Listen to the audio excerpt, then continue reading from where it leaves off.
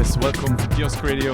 Welcome to this show where we'll be presenting the new compilation album on High Scores called SSR Records in retrospect, presenting 9 tracks from the SSR catalog originally created between 1990 and 1996 and now remastered for today's dance floors.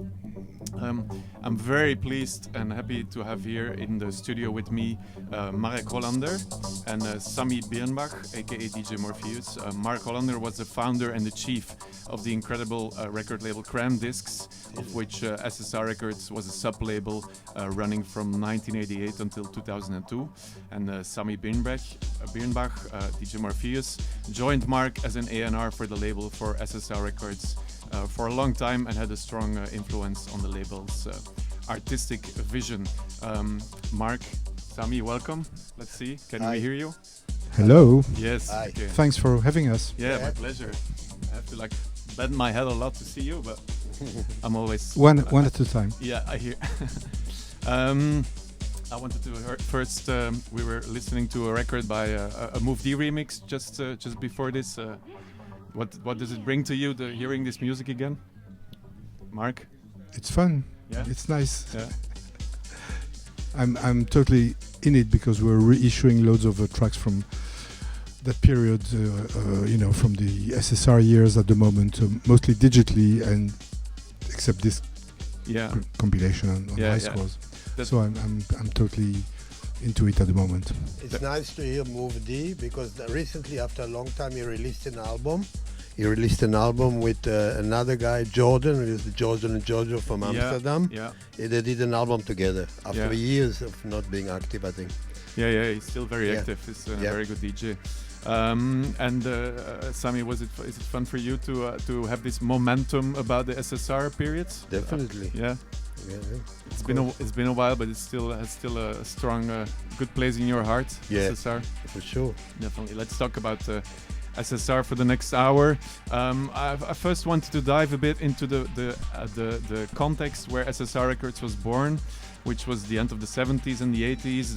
The label started in 1988, but I'm interested in understanding the context in which SSR Records was conceived, where the label started in. And I want to start by playing a track from Aksak Mabul, the band, Marc, that you started in 1977, from your debut album Onze Danse pour combattre la migraine. Right. Yeah, let's first listen to it. And let's continue. Zarogurke, I suppose. Indeed, Zarogurke, indeed.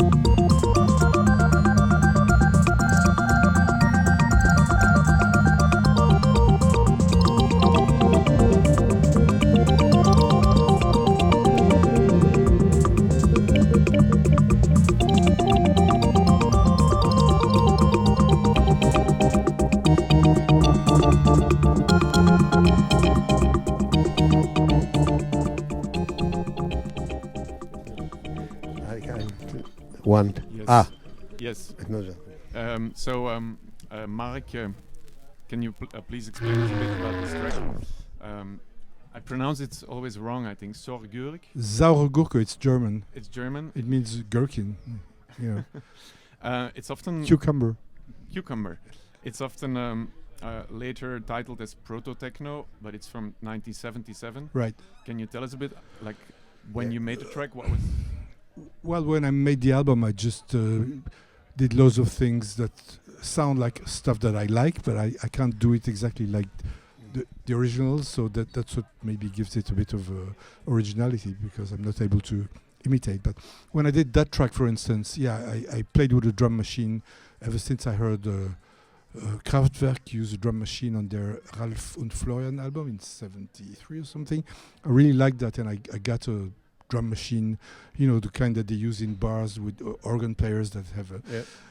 And I played with that. It's on several tracks on this album. Yeah. This particular track, I thought I was doing something which was a mix between Kraftwerk and Terry Riley, maybe.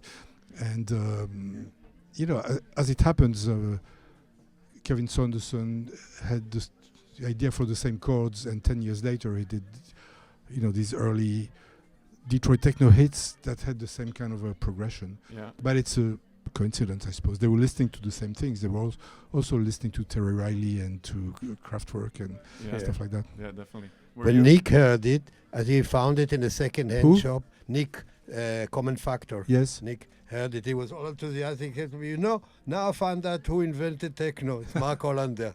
He said that, yeah. It's too much of an honor, but that's what he said. And it's one aspect of that album. It has loads of different things. And how old were you in 1977? I was 27. You can do the math. and you started the band Aksak Maboul at that time? Right. I mean, it was an album which was commissioned by Marc Moulin, who started a tiny label which lasted one day, true to its name, Kamikaze. And he basically told me, hey, do an album. So I took all the ideas I had and I had been gathering, and I dragged my friend Vincent Kennis into it halfway through, and then we formed a band to play it live, and then the rest is the rest of history. I mean, it developed into the Crammed label and like that. Yeah, and those were the 80s. You launched Cram Discs. Do you remember why you launched the label? Well, because I felt like doing what we were doing in Aksak Maboul on the level of a label, which was basically to blend genres and styles and to get people to collaborate, people from all over the place. And I didn't want to be stuck in front of a blank page and trying to come up with a new album, because I have trouble repeating myself, which is also obvious in the label, because the label keeps shifting and morphing. That's why I'm friends with DJ Morpheus, because he's a morphing person as well. And like that was the reason, just to... But then, the label took over and I stopped playing music for 30 years, and fortunately I returned to it a few years ago. Sami, were you already listening to Cram Discs when it started in 1980? Mark sent me the first few records. Yeah. Yeah, the first few. I mean, he sent me already the Aksak Maboul when it came out on another label. On Kamikaze. Kamikaze, yeah. The first, and then... Well, then I couldn't have sent you that many, because the first Minimal Compact... there were two singles by English bands. And when we moved to what became Minimal Compact, my group, to Amsterdam, I was in contact with Mark and everything, and I said, I'm living in Amsterdam, we're living in Amsterdam, and so on. And which led after that to his invitation to come over, and I played him the first cassette with a few demos that we did at home that led to Minimal Compact, really. Was this part of it? Yeah. The first EP, the yellow one? Exactly, there were two... We had two tracks. Two songs that are on this EP were existed in demo form, and I basically told them, come and be one of the first signings on my new label. And we went to a studio and recorded. And we wanted to do a 45 first. Yeah. And in the studio, it became a mini album. We added few things. We rehearsed for that, because apart from Barry, nobody was in the studio before. Yeah. Or Fortis was actually. Yeah. But he was not in the group at that stage. And we did static dancing during the rehearsal for the recording. That's right. So it became all of a sudden a mini album. Yeah, lovely. And the start of a big thing, I guess. 6 albums on Cram Discs.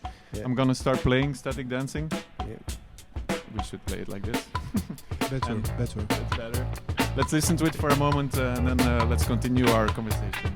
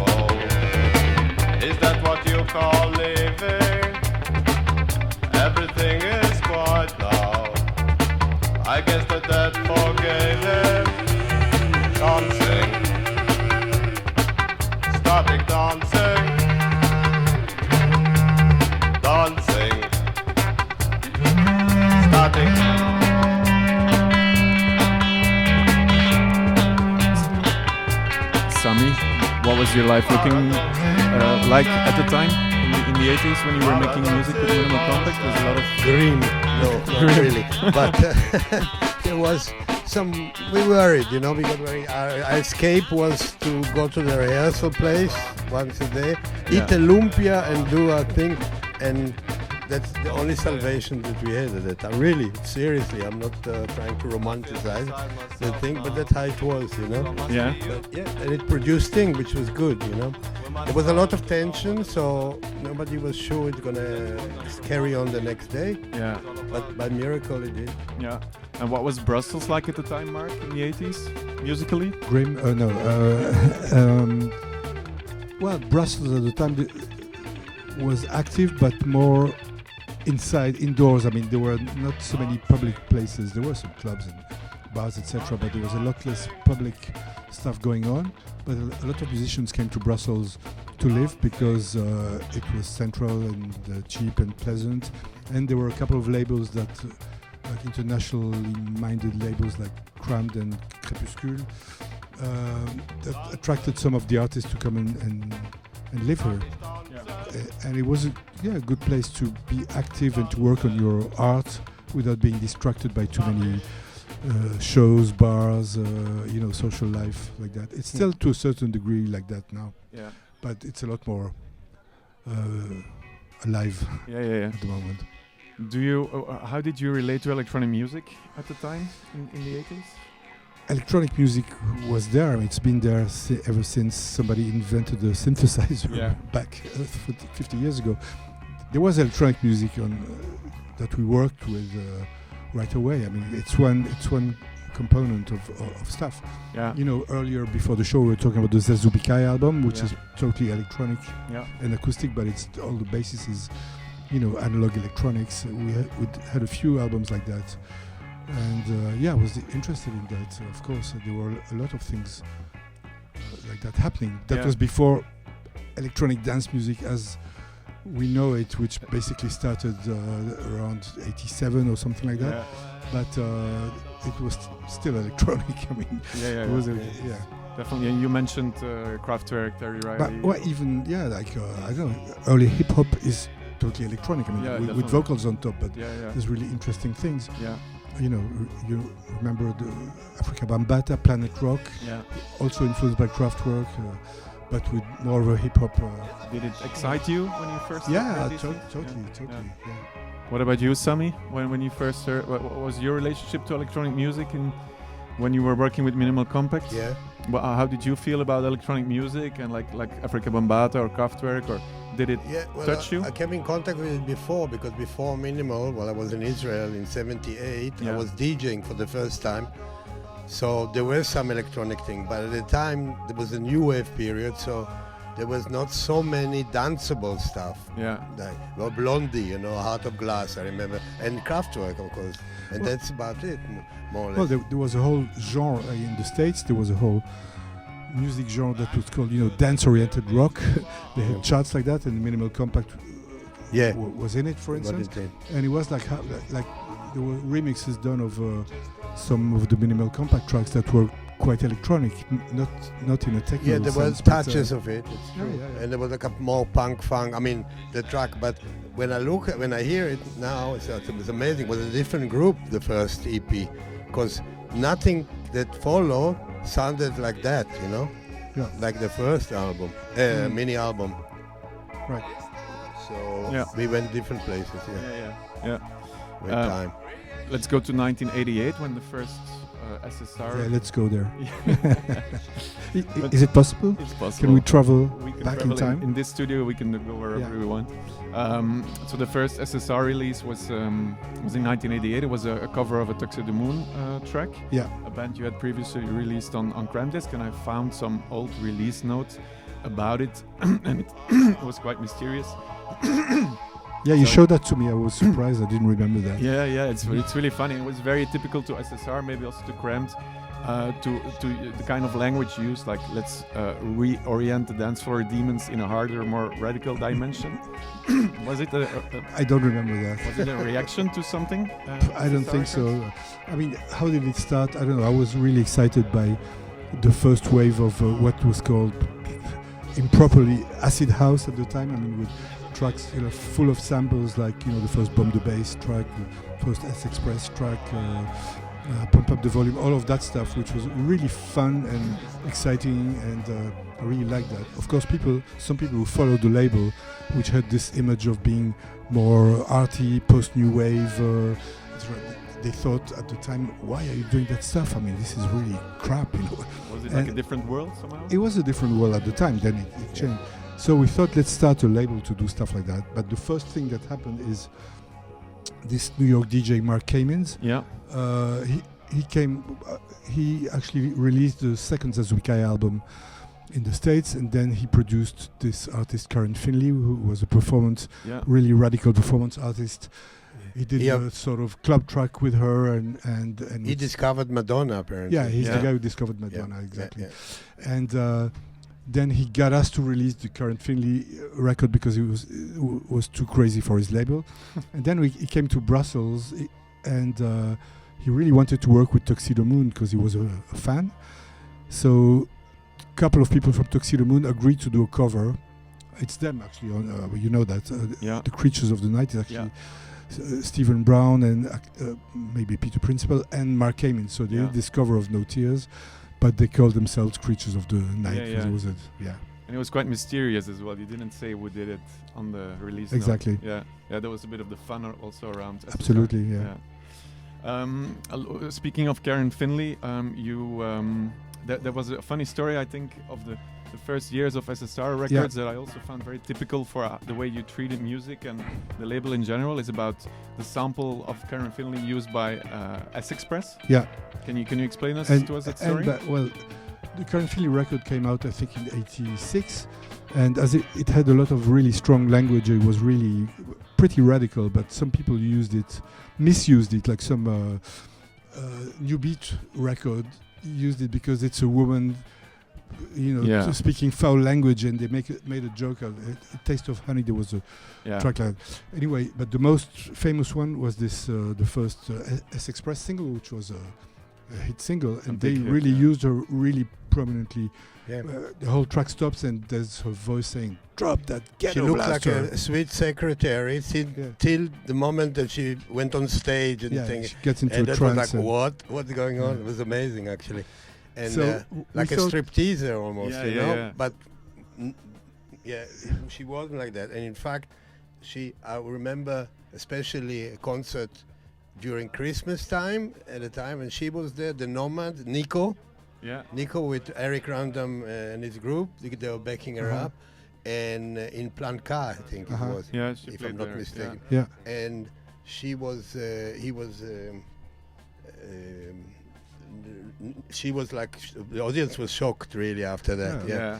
It was a shock. And she dedicated the concert to us, and we were like really puzzled to say what's to do with our music, but everything. But I must say that Marc, was the only one who had the balls to release it, because he had a lot of reaction, negative reaction. There was somebody, I wouldn't mention his name, even an artist on the label, who said, if she signed to the label, I'm quitting. Oh, wow. He didn't, of course, but that's what he was threatening, Okay.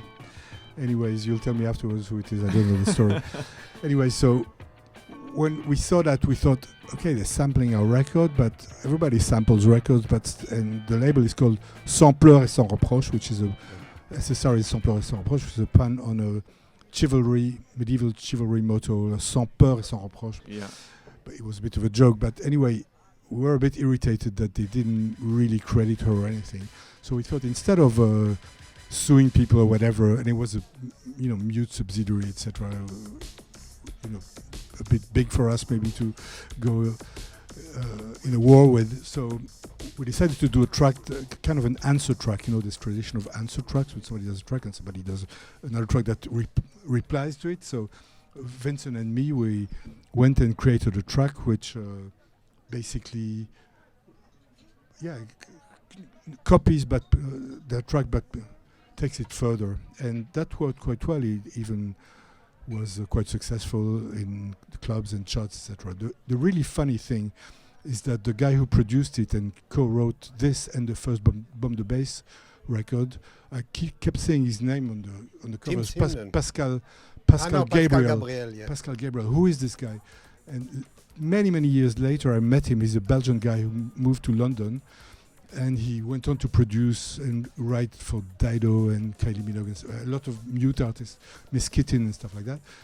And now he's on Cramped, actually, with his ambient project, which is totally laid back and ambient.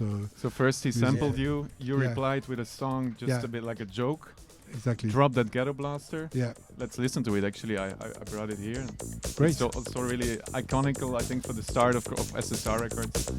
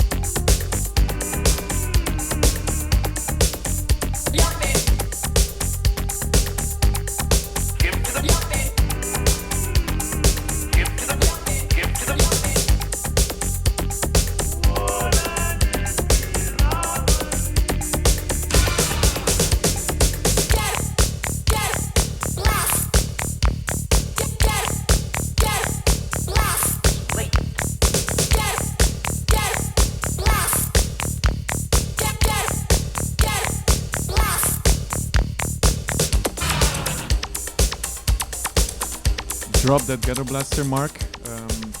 Crazy song. I think. Yeah, that's a remix actually on the B-side. Yeah, no problem. But I wanted to continue on these early years of SSR Records. You picked up a bunch of producers in those early years.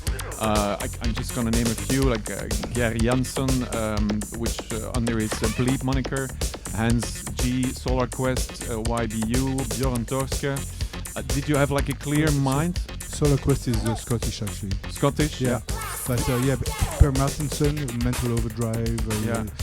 No, I mean, basically throughout the history of crime, we don't pick artists, they pick us, or they meet us, or it's a chance encounter. Of course, there has to be, it's a question of taste and of thinking that we can work together and that we like the music, but we don't go and we don't send talent scouts to the clubs or I quite like that there's an element of chance that we meet somebody and they introduces us to and with these Norwegian guys, basically we worked with this band Belcanto, who is one of the rare signings on the basis of somebody sending us a cassette in the mail, and we thought, oh, it's wonderful, let's work with them.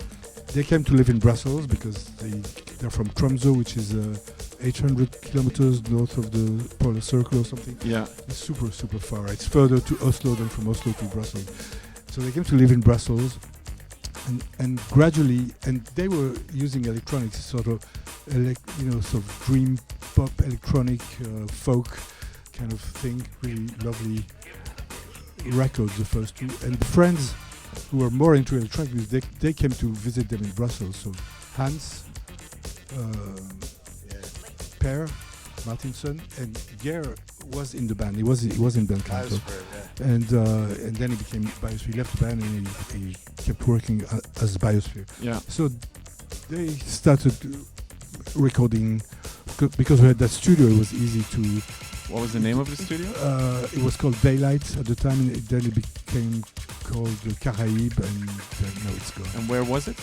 In Uccle, near Place van der Kino. Yeah.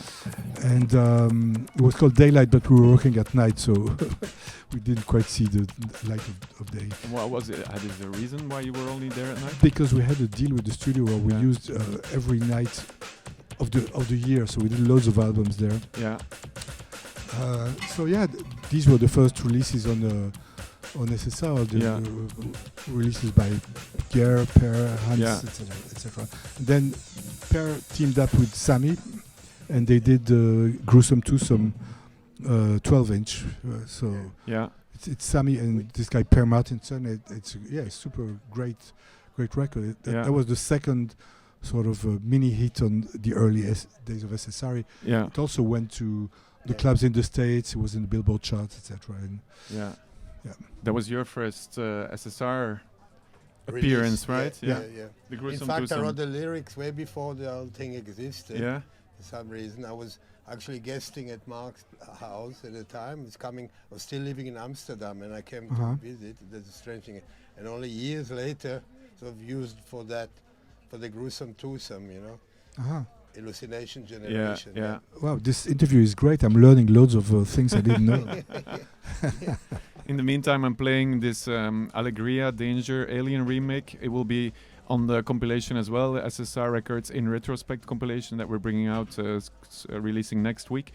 So this one is produced by Björn Torske and rearranged and remixed by Per Martinson. Martinson. And that was from the specific connection with Tromsø in Norway. Yeah. So there were a lot of things going on in these years. It was 1991, I guess. I'm going to put it a bit louder just to give you an idea of this beautiful. This is from the TOS EP, the remixes. There's also one, the original one, to say. Can you describe to us, Marc, the community that was growing around SSR Records at the time? I guess it was very international. Well, we've always done things in an international way at Cram because that's the nature of how we work, and we're interested in stuff that happens in loads of places, and loads of places are interested fortunately in what we're doing here. So we were never confined to being a local entity. The funny thing about the Norwegian, I have to say, because it's really hilarious, I think they were like a community here, almost of Norwegian, all these different producer or artists. And one time they couldn't, for them, you have to understand that for the Norwegian, Brussels was Africa. They used to call, and being close to to the polar circle. Polo thing. That Brussels for them was just Africa, you know, and it was like we have to go, you know. That's why when I started working with Per, I did the first 12-inch and everything, and then already he left, you know, because he left, and then years later we were supposed to do an album, and he did 2 tracks, and then he rang me and he said, I can't stand it, I have to go back home, it's just too hot, I just can't stand it anymore. And I said, look, I wrote the lyrics already at home, because while he worked in the studio, I did the lyrics, and I'm coming, let's do that at least, because I knew an album won't be coming from him. Yeah. And the rest was done with Bertrand Bourgala, and I start counting what they call for mute. Yeah. There was a group that existed. Fortran 5. Fortran 5 also did 1 track. Did you at that time? Did you start to get more involved in SSR Records? You, Sami? That was later. Yeah, a bit later. Yeah. When was it that you started to get more involved? It was through what became, what was kind of free zone, you know, kind of thing. Yeah. They say actually, I remember saying to Marc, you have a lot of because the first one that Marc did mainly, you know, I was just an advisor and everything. I was like bringing the Pete Nemlock, all the latest thing that was happening, and Marc had the catalog basically our Made to Measure series, which is ambient experimental music. I started on Cramped. I started noticing around that time that a lot of DJs, because electronic music has moved into ambient areas as well. Yeah. The word ambient was used already 5 times in different periods with different I'm becoming more involved nuances. Also with electronic music and everything and all that, and being a fan of it and discovering things that really excites me and all that. Also met actually the producers themselves, you know, later like Carl Craig, and you know, the list is long. You can find them on some of them on the SSR. Marc, I understood that you started the first Free Zone compilation. Well, that was the idea, just to try to blend tracks from the Made to Measure series that could be appealing to then current DJs with some electronic music tracks from the period, and I sort of compiled it, and Sami helped with some of the contacts, and then it went really well, and we decided to do a series. It was already meant to be a series because it's called already. Free Zone And 1. the second was based on my radio program and Radio Crystal at the time before Campus. Yeah. That I was doing 2 programs. One was like called La Surgic Factory, and the other one was Chill Up, and a mixed thing back. And already the stuff that was on that compilation wasn't stuff that I played, you know, that show. And already 2 tracks, 2 or 3, where people gave us an exclusive, you know, like Josh Wing and 4 Heroes or something, and then from then on, because the second one was a big success, right, the Free Zone, we said, okay, let's go completely exclusive, you know, only exclusive, and the people were willing because it's already Free Zone had a name already. Yeah, can I just make share a small list of artists on the track listing of the Free Zone? So DJ Spinner, Kruder and Dorfmeister, Ron Trent, LTJ Bookham, Gerd, DJ Cam, 4 Hero, Basement Jacks, Carl Craig, Dimitri from Paris, Joe Clozel, Mark Pritchard, Senior Coconut, Maurice Fulton, and on the first one there was even David Byrne, there was Dan Laxman, there was Hector Zazou, Moby. It's incredible, that list. Well, it is. I mean, that's thanks to Sami's flair and contacts. From the third on, they were all exclusive tracks, and from the second on, a lot of the people you mentioned, they were not known. I mean, Sami's radar found them, and there was some known people, and next to them somebody who did his first track. You know? I mean, Kruder and Dorfmeister, for instance, it's practically their first. It's a remix. Exactly, for Scene. Nobody even remembers Scene anymore. So it's my point as well. Like today, it's easy to make such a list, but and not only that, the guy who did Scene, the original of that track before Andy. He also designed the SSR label. Okay. The logo, a couple of the logos, he did the logo, exactly. At the time, Sami, you were also DJing, right? Worldwide? You were touring as a DJ? Eventually, I was like also an accident, like a lot of things in my life. I was like, there were 2 people, I must say, that really pushed me there. It was like my late friend from Mego, Peter. Okay. You know, because he say, you have the record, you have the knowledge, why don't you DJ? And whenever I was in Vienna, he invited me to play with him in a place called Blue Box. Yeah. You know, this is how it started. And then I was invited by people who worked for Renat, Catherine and all that, because they did In Order to Dance compilation. RNS, yeah. RNS, and there was a happening around it, you know. So I was playing in the cafe. I said, no, I have just one record player. I don't even have two, you know. Although in Israel I played, but at the time you played differently. You didn't mix. You played the record and then you launched the other one, you know. So no, I was not. No, we heard your choice and everything. You're gonna do it, you know. And I was like trembling, you know, and everything. And there was like people like Derek May, you know, and what's his name? Thomas Feldman, and the guy from the Orb, One Trash, you know, and everything. People like that around, you know, so I was like, what am I doing here, kind of thing. But it was nice, it was encouraging. Yeah. And took it further, Yeah, we're running now quite fastly through the history of the label. We only have 1 hour, but something that I think is also worth mentioning are the events that you used to do at the time with Free Zone, with SSR. You were hosting events in clubs like Fuse in Brussels, Rex in Paris, but also on Sonar in Barcelona or Let Transmusical in Rennes. That's right. It's true. Like the Rex in Paris. By the way, also not only Dr. Rocket, I mean Matthew Herbert. Matthew Herbert played there for the first time live. The Kruder and Dorfmaster played there, you know, as well. Yeah. The first time. Yeah. Which was amazing. And that was happening at the time. SSR was. We did a really funny thing when the Free Zone 5, I think, or 5 came out. We did a thing where 5 DJs in 5 different cities around the world each did a 20-minute set, but it was all only audio. It was one of those first things like that on the internet. It was ridiculous because you couldn't see it. It was technically difficult, but Sammy was in. You were at Sonar, I think, in Barcelona. Sonar, yeah. Somebody was in San Francisco. Somebody in New York. Gilbert from Versatile in Paris, I think, and somebody in Brussels. So that was end of the 90s. 97 or 98, I think. Pre-internet. Well, early internet. Early internet and a bit of the really early kiosk radio, actually. Somehow. I think also worth mentioning, Sami, is a remarkable connection you had with many American artists from the birthplaces of electronic club music, Chicago, Detroit, many other places. Did you have a special connection or some kind of a love for that music and for these people? Yeah, I love the music, of course. I like that, and so it was exciting to meet the people who did it. And some of them did stuff for SSR, of course, for Crumbs. As remixer, I think. Well, also not only Carl Craig did his major album of the 90s. He gave it to us to release outside of the US. I think Carl Craig also worked on the Telex remix project, right? Yeah.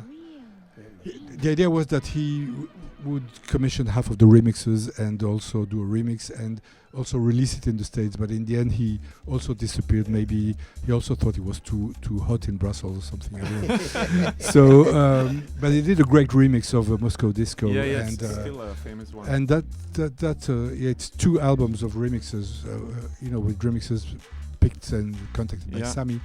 It was a great record, but it was too early for electro, for this kind of rebirth of pure electro. Way before its time. Yeah, exactly. Before the LCD sound system and all that stuff. It was a bit too early, and then in the end, Telex signed to a major, and they got the rights back, and the album doesn't exist anymore. It's a shame. I wish they did release it. Another track that I would like to play now is by Gemini, and I think it's maybe also worth mentioning. It will be on the compilation as well, SSR Records in Retrospect, that we're releasing on High Scores and Grand Discs next week. What can you tell? Sorry, I'm not sure he's alive. No, he's alive. He is alive. Because there were rumors at the time. There's a lot of rumors. He's a very mysterious character from Chicago. But maybe let's listen to it first, like 1 minute, and then come back and explain us a story from that time.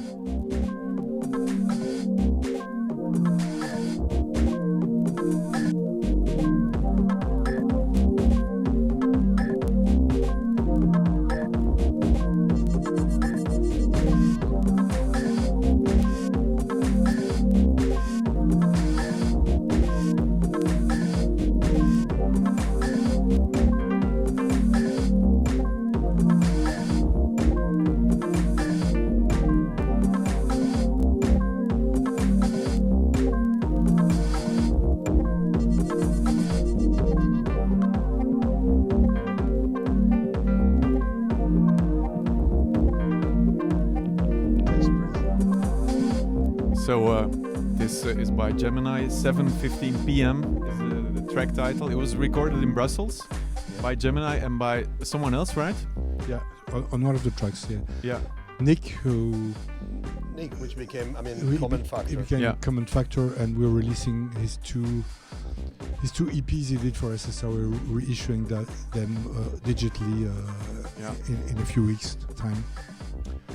Gemini, I don't remember the connection. Sammy got in touch with him. I remember where they recorded. It was in the apartment. He's a really outrageous person, and everything very difficult. And he gave us some scary moment because the time he was supposed to play the Fuse, well, he was here as well, and I was not sure, he didn't come beforehand and everything. And he also insisted of doing it at home. So it's not his home here. So Marc rented a place. No, it was the apartment of Catherine Pio, who was working with us at the time. She was living there, that's it. So he worked there. They made the record there. Yes. Worked there, but he was all of a sudden fancy, saw some nice shirt or something like that. He went to a shop and forgot to come back, and stuff like that. And it was like, in 1 hour you're supposed to play in the Fuse. And I think he came really late, but he did. He came, because we were like, where the hell is Gemini? It still worked really out fine. Yeah, there was some really stressy moment. I think for me personally, it's also a highlight in the SSR catalog, this Gemini release, and as a big fan of the artist, but also the story behind it, and it's all documented now on the release. On liner notes, there's even a picture of Spencer, Gemini, and Nick on the album. So maybe it's the opportunity to say that Koen, you did a great job putting this compilation together. Thank you. The thing is, we realized, we knew it, but we realized we have 200 tracks that don't exist anymore. They all came out on vinyl and are not on platforms. So we started this program of reissuing stuff from the 80s and 90s. But at the same time, you had an interest in SSR already for a while, and you proposed to do your own selection of tracks. Of course, there's only 9 tracks because we're putting out 200 digitally, but on a double vinyl, only 9 can fit. And you bravely offered to do that, and you did a great job, talking with Sammy and me and putting together great liner notes, and coming to our office and scanning loads of documents for the cover. So it's a great complementary thing, like the vinyl and all the digital reissues. I really loved diving into the label and the story, and also the warmth of all the relationships you had with many people, and some of the high points and the lower points. And it's a great story. If I may talk about at least one of the records we're putting out, which is not in your selection. Of course, I wanted to get there. Juryman, it's this English artist that Ian Simmons that I'm a really big fan of. We did 4 albums with him, and it never really went. He had loads of fans, but it never really totally picked up. I don't know how to describe it. People use the word future jazz. There's live elements, and it's electronic and sample based. The first album, Alison Goldfrapp. On the second one, Alison as a guest, And so we put together a whole album of reworks that he did of his own work and also of some other artists on the label. It's 16 tracks. It's really very, very deep and soulful. But I wanted to get there that indeed my selection was very focused on house music and a bit trance and maybe electro and breakbeat, but the label was so much more. There was IDM, there was broken beat, electronic jazz, easy listening. You did a hip hop compilation, if I'm not mistaken. I mean, breakbeat compilation, hip hop compilation, a mixed bag compilation around the day in '80. You never just like Crammed, you never wanted to settle for just one genre, right? It was it's pathological, you know. But it's more fun like that. Yeah, I find it also. That's our common thing, me and Marc, you know. The fun. No, we know each other when we're kids, almost. Just liking loads of different things and getting into loads of diverse genres of music. Yeah. Did you ever feel misunderstood or not understood, Marc, with what you did in music with SSR? No, I don't think so. I mean, to a certain degree, yes. As I told you, when we started, some of the rock journalists that were following us thought we were crazy, and we shouldn't say that it's us, you know, doing it. The label that does Tuxedo Moon and Minimal Compact and John Lurie doing this crap music. Of course, all these journalists then became big fans of electronic music a few years later. Not to say that we were more clever than some others, but it's just like that. And also, while we were doing that and working hard, you know, we did about, I can't remember how many releases. You counted them, maybe 200 something. 200 releases on SSR and the sister labels. There was the Selector, which was more of a drum and bass label, based in Paris, and Language, which was based in London. Anyways, while we were doing that, we were also working with totally acoustic, so-called global music bands like Zap Mama and Taraf the Romanian gypsy band Taraf the Hajduk. It's the same people working on them, like Vincent and me. We worked to put together the Free Zone compilations and to like sequence them, for instance. But he was also producing the Romanian gypsies at the same period. And this sounds always suspicious to some people who like pigeonholes. You know, you can't be a real this or real that if you're doing too many things. You know, kind of taste for purity and I don't know, just exclusion. That reigns, and I can't say that we suffered from it because it's our choice. But there's a degree of misunderstanding. You're not legitimate if you do two styles of music, even in electronic music. I mean, we've seen things that go to a crazy degree. Like in drum and bass, you could think it's a genre. No, there were some people who were doing this type of drum and bass. They hated the people who did that kind of drum and bass. Doesn't make sense. Tracks that had the amen break were okay, but tracks that didn't have the amen break were not okay. And it's like that. It's an open-mindedness as a way of life, almost. Also, another thing that I want to mention that I'm very proud of is in choosing the artist for Free Zone. There was a unique thing. Almost every we put two people together who were kind of friends but never worked together. Like music and Luc Wiebert, Herbert and Charles Webster. Stuff like that. So that was unique, I think. And it somehow worked out. There was an experiment, and Well, that was the original spirit of Crammed, as I mentioned. It's kind of in the spirit of Crammed. Force people to work together. You lock them in a room and don't go out until you've done something. No, I'm joking. And but I guess it's right. It's probably what I like about when I first met you, is the open-mindedness to also the new generations rediscovering it, and so maybe also apart from the compilation, an invitation to all the listeners to go and dive into the catalog. I guess most of it now is having a digital life, but there's also the vinyl still available on second-hand markets. We have some more.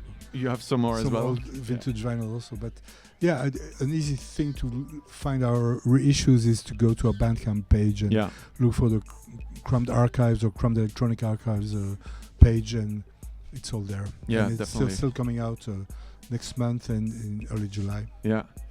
I guess one more question that I wanted to ask before the end of this show. We have 3 more minutes.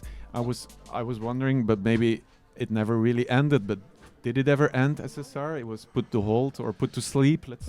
Well, like other things on Crammed, we'd move on to other things because we get interested in other things, and things become less exciting. Certain scenes become less exciting. At that time, we got really busy with the Brazilian artists that we work with, who were doing electronic music but their own way, and so it continued under that guise. We started a sub-label called Zerigi Boom, and we did a few remix projects that Sammy was involved with. With artists like Sue on Zerigi Boom, which was another sub-label. Bebel Gilberto, who was like a all-time bestseller album. We did 2 remix albums that Sammy sort of curated a lot of. Is it fair to say that although SSR was put to sleep, so to say, in 2002, that maybe a band like Acid Arab that is now released on Cramped could have been SSR? Absolutely, before? yeah. I mean, the spirit lives on. Acid Arab blends a couple of trends that we followed in Cramped. The Arabic music, the non-European music thing, and I mean, the roots are really in techno. Yeah, definitely. Agreed. I think I want to just thank you now in this last. You're welcome. In this last minute before the end of the show. Really, I'm very appreciative for what we could do together and the stories you shared in this hour, but also on the liner notes and maybe in other publications that will follow. Next week we go to National Radio to talk about this, for example, and probably more press following. And there's already a lot of press on the digital reissue. So. Great. Thank you. Thank you. Thanks to you. Thank you. Okay. Bye. Bye-bye.